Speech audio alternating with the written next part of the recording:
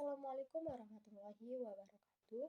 Perkenalkan, nama saya Anita Aziz dengan NIM 211009051. Baik, di sini saya akan menjelaskan sedikit tentang materi aplikasi dan kunci sukses implementasi. Aplikasi dan kunci sukses implementasi adalah dua aspek penting dalam memastikan keberhasilan sebuah proyek atau strategi. Berikut adalah penjelasan mengenai masing-masing aspek tersebut. Yang pertama, aplikasi atau implementasi. Aplikasi atau implementasi adalah tahap di mana strategi, rencana, atau kebijakan yang telah dirancang diterapkan dalam praktik. Nah, proses ini melibatkan beberapa langkah penting seperti yang pertama, perencanaan operasional, yaitu mengubah strategi menjadi rencana operasional yang spesifik, termasuk jadwal anggaran dan sumber daya yang dibutuhkan. Yang kedua, pengorganisasian, yaitu menentukan struktur organisasi yang diperlukan untuk mendukung implementasi, termasuk pembagian tugas dan tanggung jawab. Yang ketiga, melaksanakan rencana, yaitu operasional dengan langkah-langkah yang telah ditentukan, pengawasan dan pengendalian, memantau kemajuan pelaksanaan dan melakukan penyesuaian jika diperlukan untuk memastikan bahwa implementasi berjalan sesuai rencana. Kunci sukses implementasi. Ada beberapa faktor kunci yang menentukan keberhasilan implementasi sebuah strategi atau proyek, yaitu kepemimpinan yang kuat. Yang pertama, kepemimpinan yang kuat. Pemimpin harus memiliki visi yang jelas, kemampuan untuk menginspirasi tim, dan kompetensi dalam membuat keputusan yang tepat. Komunikasi efektif. Yang kedua, komunikasi efektif, yaitu informasi harus disampaikan dengan jelas dan tepat waktu kepada semua pihak yang terlibat. Ini termasuk komunikasi mengenai tujuan, tanggung jawab, dan kemajuan proyek. Partisipasi dan dukungan dari seluruh anggota.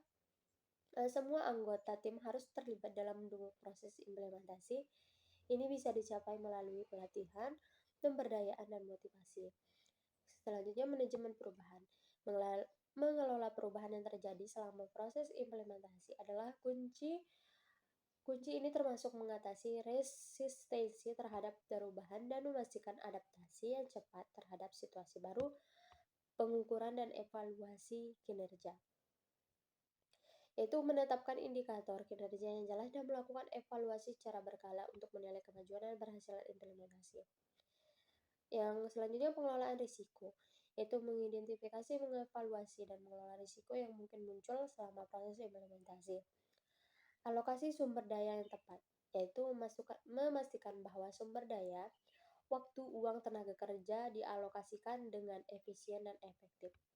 Dengan memahami dan menerapkan prinsip-prinsip di atas, organisasi dapat meningkatkan peluang keberhasilan dalam mengimplementasikan strategi atau proyeknya. Adapun implementasi pada level individual. Individu memiliki peran kunci dalam mengimplementasikan manajemen pengetahuan, karakteristik kepribadian, nilai, dan keyakinan seseorang akan berpengaruh pada tindakan seseorang untuk melakukan sesuatu. Setidaknya ada dua hal yang melatar belakangi seseorang berbagai pengetahuan, yaitu struktur keyakinan seseorang dan struktur institusional, yang dimana struktur keyakinan seseorang mengacu pada suatu kontribusi seseorang dari berbagai pengetahuan pada organisasi hingga mendapatkan kompensasi yang baik. Untuk itu, penghargaan intrinsik dan ekstrinsik merupakan elemen yang penting pada perilaku individu dalam membagi pengetahuan struktur institusional terkait dengan budaya organisasi dan iklim organisasi. Budaya dan iklim organisasi akan mempengaruhi perspektif individu. Di samping itu, iklim bertukar informasi yang bebas dan kepercayaan pada orang lain akan timbul dan berkembang dari budaya yang dibangun organisasi, sehingga individu akan lebih leluasa dalam melakukan aktivitas, berbagi pengetahuan, pakar lain mengungkap hal senada, mengemukakan 3 motivasi dasar yang mendorong seseorang berbagi pengetahuan di organisasi. Ketiganya adalah adanya manfaat individu yaitu terkait kepentingan individu dan mendapatkan keuntungan pribadi. Yang kedua, adanya manfaat kelompok, misalnya perilaku saling berbagi hubungan dengan orang lain dan terkait dengan kepentingan komunitas. Dan ketiga, adanya manfaat organisasional, yaitu mendapatkan keuntungan organisasi dan meningkatkan komitmen organisasi.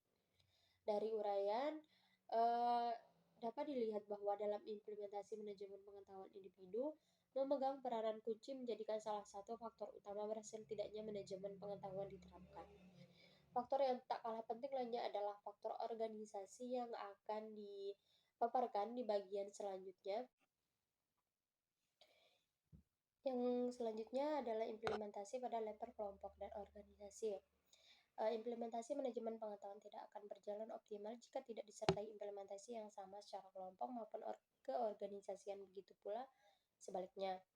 Oleh karena itu, implementasi pada level kelompok dan organisasional dapat berjalan sinergis jika didukung dengan sebuah arsitektur manajemen pengetahuan yang baik pula. Pada level ini menjadi penting bagi organisasi untuk merancang arsitektur manajemen pengetahuan. Arsitektur manajemen pengetahuan dapat dikategorikan dalam beberapa lapisan, yaitu lapisan data, lapisan proses, dan lapisan penggunaan interface. Lapisan pertama adalah lapisan data yang menyatukan sumber-sumber, tipe, dan format data.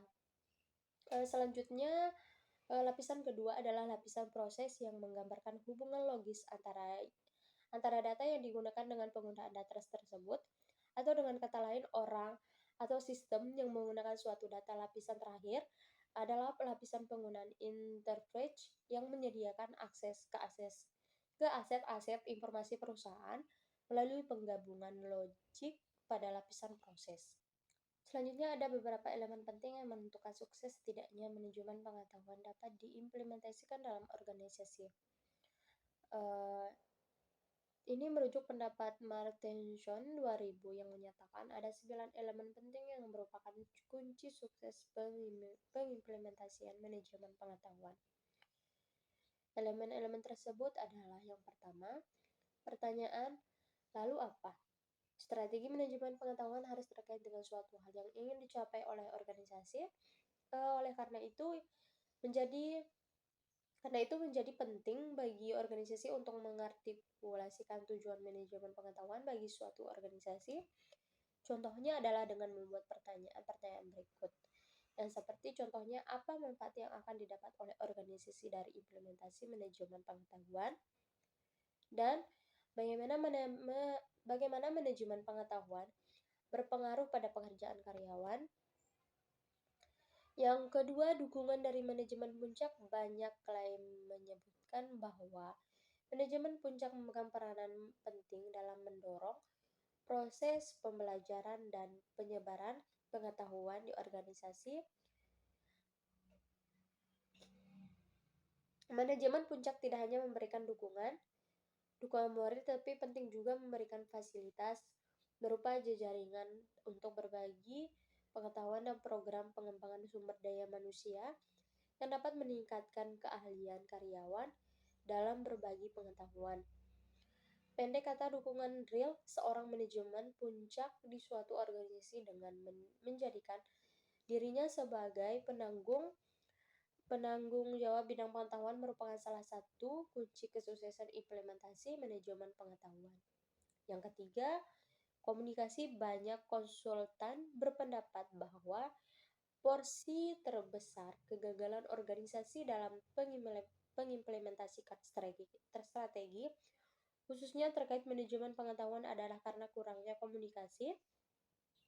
Hanya organisasi-organisasi yang merancang perencanaan komunikasi yang baik yang dapat menindaklanjuti strategi-strategi yang sudah ditetapkan. Komunikasi tidak hanya komunikasi secara vertikal dari atas ke bawah dan sebaliknya, tetapi juga komunikasi secara horizontal, yaitu komunikasi yang baik antara sesama rekan kerja.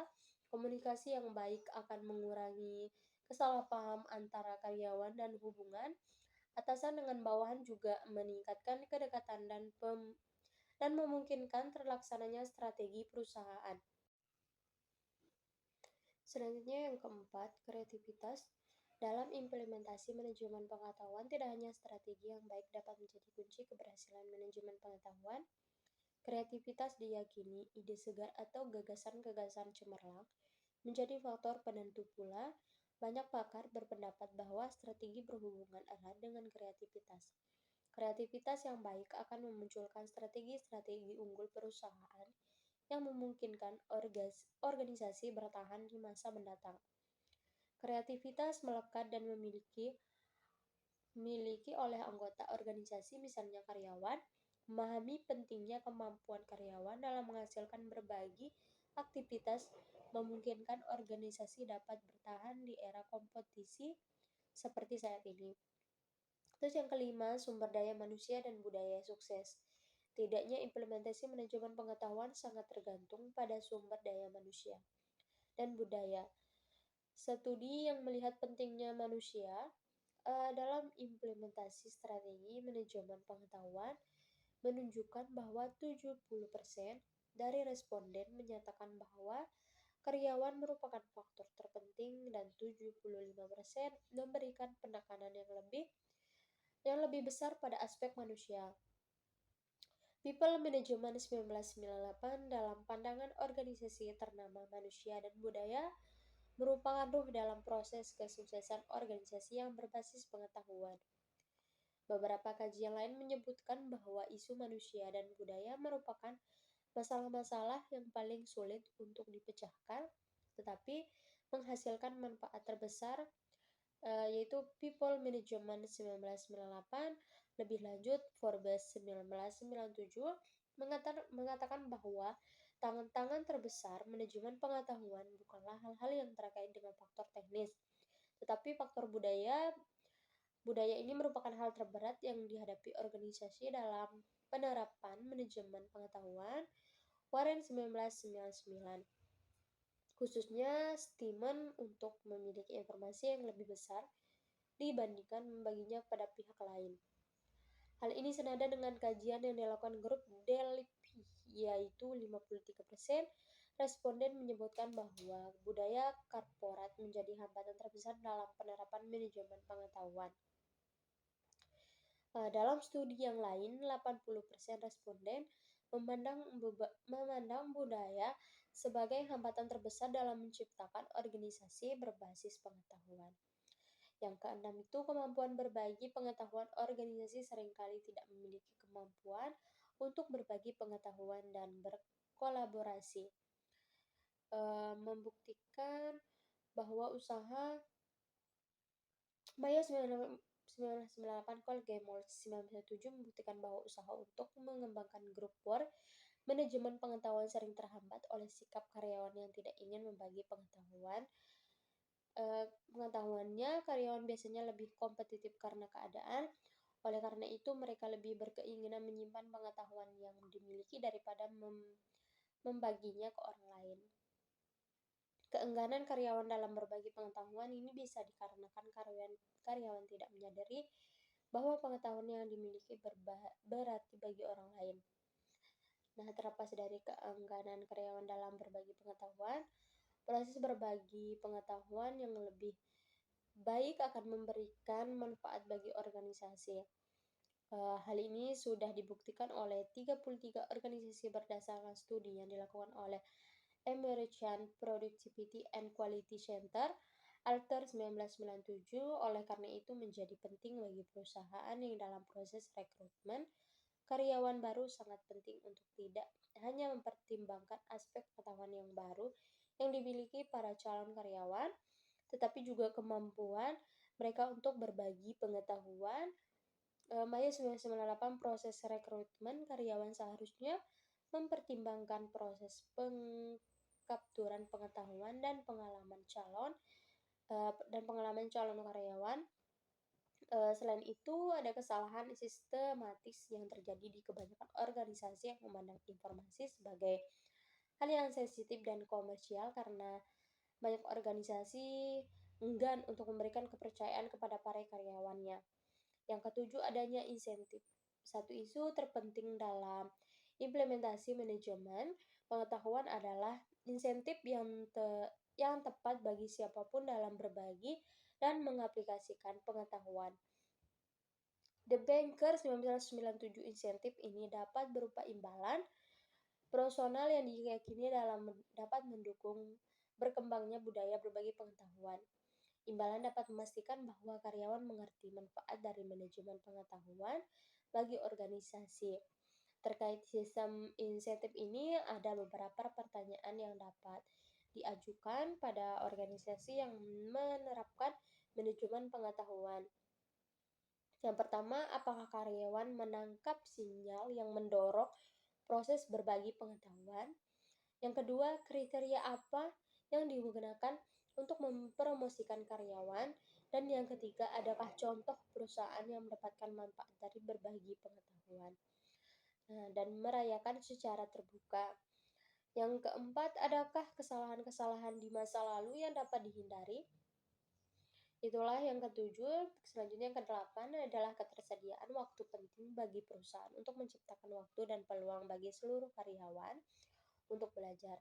Cara yang dapat dilakukan adalah dengan menciptakan jaringan-jaringan pembelajaran formal agar identifikasi dan transfer praktik terbaik dapat menjadi bagian dari pekerjaan. Ketidaktersediaan waktu yang cukup bagi karyawan untuk berbagi pengetahuan dapat menjadi hambatan besar bagi organisasi. Selanjutnya yang kesembilan ini adalah yang terakhir, adanya sistem evaluasi selain sistem insentif dan ketersediaan waktu. Faktor penting lainnya adalah sistem evaluasi yang diberlakukan terkait dengan manajemen pengetahuan. Sistem evaluasi dapat berupa formal dan informal. Sistem evaluasi formal dilakukan dengan seperangkat instrumen yang mengukur hasil yang dicapai. Sistem evaluasi informal dapat dilakukan dengan bertanya kepada pihak-pihak terkait tentang praktik berbagi pengetahuan dilakukan.